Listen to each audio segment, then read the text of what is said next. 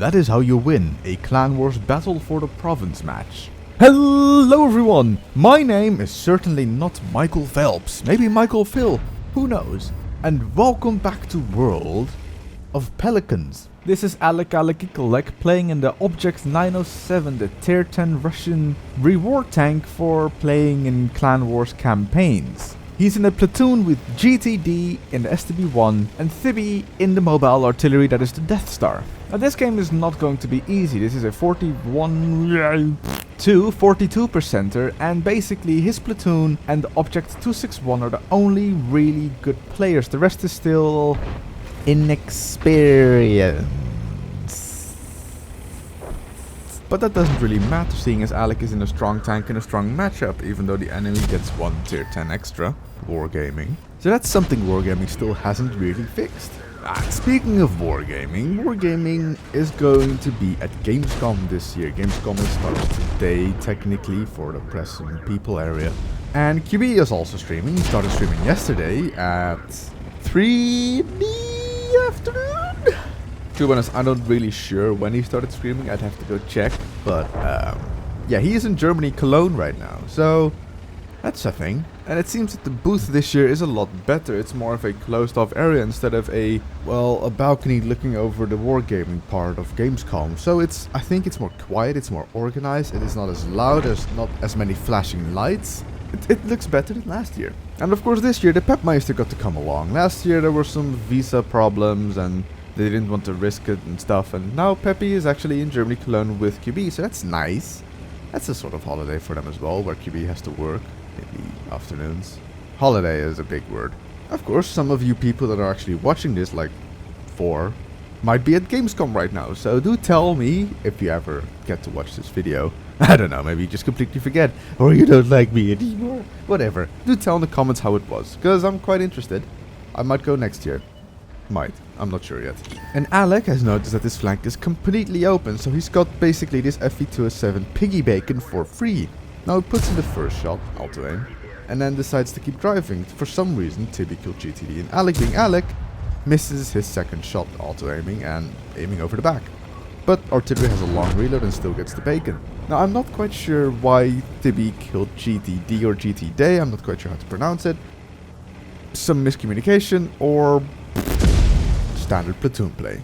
But GTD did get the Amarak the E75 earlier on, so I don't think he would be too mad about being killed. Or it could have just been a big fat accident. He drove into the line of fire just as Tibby fired, and he got kaboomerized because the FV215B1A3 does not take prisoners. And this match is still far from over. Alec's team still got 3 tier 10s and the enemy team still got 3 tier 10s. And seeing as the Object 907 is a Clan Wars campaign reward tank, I might as well talk about the upcoming campaign in end of this month. That's not correct English, but I'm just going to go with it. The Birth of Titans campaign has been officially announced in Europe. It is going to be a 2-week struggle at tier 8 for 3 reward tanks. I've shown them yesterday, last week, the Chieftain T95, the IS-5 and the KV-4 Kislavsky. And this campaign does not float my boat. It just does not. I am not excited for this campaign. I don't really want to play this campaign because I've still got some other issues in my life to deal with and I'm just not in the correct mindset. So, I've already told this on the QSF forums, but I'm going to tell it here now. I am not going to play in this campaign. Now the thing with campaigns is they suck up a lot of your time. It is a 2-week campaign, which is weird because it's technically a mini campaign and mini campaigns used to be 10 days, not 14. And those 4 days is 20 hours at most of extra effort you put in every single one, not every evening, 5 hours every evening, 20 in total. If you've been with this channel for a bit longer than a week, you probably know that I've put up Clan Wars campaign videos, the Blackgold and the Operation Typhoon, blah blah blah, they're in the playlist, go find them. Yes, I'm so helpful. And those videos, they are either 1 hour or 1.5 hours. That can be about 5 to 6 games, maybe a few more, I'm not quite sure anymore, it's been a long time. But if you play in a campaign, you play a game which can be 5 to 10 minutes long, and then there is a 10-minute waiting period for the next game to even pop up.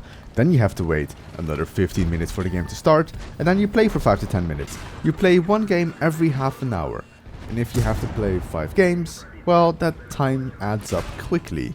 And this was going to be my 5th campaign. That means I've done it 4 times before already. I've got the IS-5, the T-23, E3, the Object 907, and the Chieftain T-95. Now those are, you know, one of them, 2 of them are pretty good reward tanks, and I'm quite happy that I have them. But for the KV-4 Kreslavsky, it's not worth putting in about 70 hours of my life into a tank that I'm just never ever going to play. I think it was Unable to Pwn that said last video, get it, sell it, free garage slot. And I'm like, well, yeah, I can do that, but I'd just rather work for about 15 minutes and then pay the 300 gold that I have earned at that point, and then get a free garage slot. That is 15 minutes for just 70 hours. I know my decision. I know you were joking, you scrub, shut up. So, there will not be a Clan Wars Birth of Titans campaign video. There will be, from my end, like me playing, there will be no KV-4 Kreslavsky footage. It's a tank that I'm not going to get, and I'm not sad about it. It is just not interesting. I might as well just get the actual KV-4 from the tech tree, because that tank is better. It just is. The KV-4 compared to the KV-4 Kreslavsky, it has a higher DPM, its aim time is the same, its forward moving speed is the same, its power to weight ratio is a bit slower, but that is because the KV-4 weighs about 12 tons more. Its fuel range is about the same, its armor is better, it doesn't have that fat huge weak spot right in the middle front of the tank where everyone's going to shoot it. And the KV-4 Kreslavsky can see tier 10.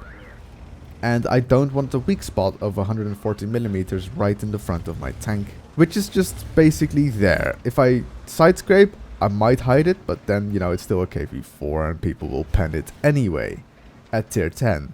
So, nah, not mine. Not me. I'm gonna let this one slip. Now it's 1v1 Alec versus the Grill 15. And the Grill 15 panicked. He shot too soon. He had the sight of Alec, and because he shot too soon, the bloom of his gun was big and the shot missed. He could have easily finished the game. But instead, he panics again and shoots too soon again. Alec was hull down there. He had to hit the cupola of Alec in a miracle shot after he was just moving, and he missed. He shot him to the ground and Alec punished him by shooting him. Now the best part is, if Alec gets this kill, they have a crucial contribution, but they actually already have one. Tibby had the team kill, so technically he already has 4 kills. Alec still gets the final kill and gets the solid crucial contribution.